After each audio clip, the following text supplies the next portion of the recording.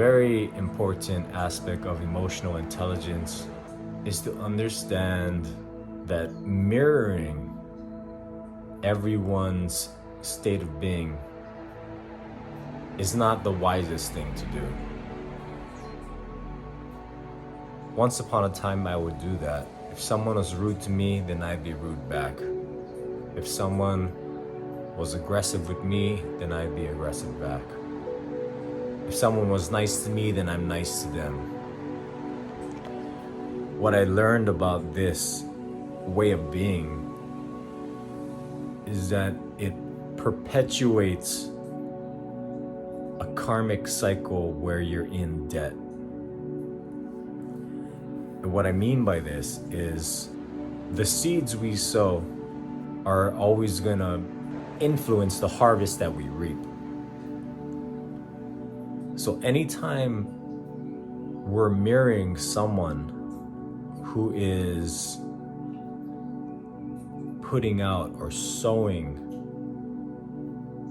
bad seeds per se, or negative seeds with negative energy and negative emotions, and not channeling their negative energy in a healthy way, where they're processing it, where they're doing it in a way that doesn't hurt others, where they're doing it in a way that doesn't infect everyone around them in a negative way. When we learn to pause, and pausing is going to be the greatest thing in this process, is being able to pause, being able to have delayed gratification, having that discipline for delayed gratification. It's very similar to the ability to pause in a moment where someone is triggering you, where someone is stirring up some kind of negative reaction in you. The discipline, the ability to manage yourself. I don't want to say control yourself. I rather frame it in a way of self-management, but the ability to manage yourself so you can pause and let that initial reaction to mirror and plant the bad seed, which perpetuates a karmic debt for you. When you can pause and let those feelings pass for the moment, or tell yourself, hold on, let this pass, let's process this in a bit, let's not jump into this feeling and act out of this feeling. Let's let this feeling pass for a moment. Take a deep breath, count to 5. That ability to just pause. And again, like I was saying, very, very similar and related to your discipline to practice delayed gratification, as opposed to instant gratification. Instant gratification is people who are very impulsive, who don't have that self-control or self-management, who don't have the ability to pause. This aspect of emotional intelligence will have a profound impact on your karma, on the harvest that you reap.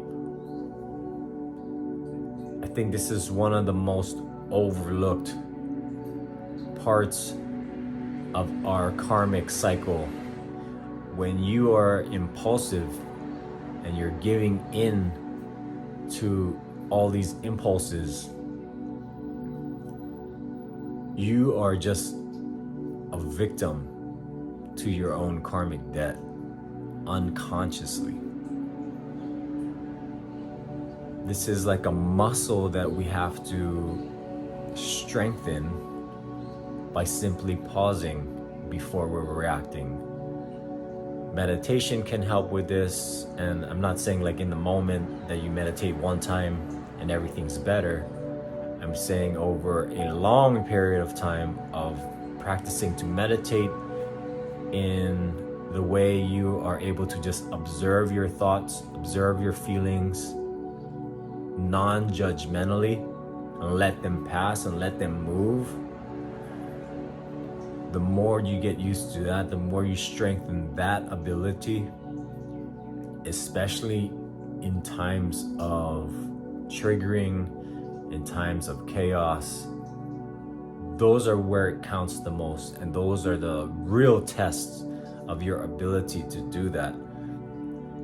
That is going to have a huge impact on your ability to manage your impulses, to manage yourself and pause in moments of getting triggered, which is a beautiful maturing sign of your emotional intelligence.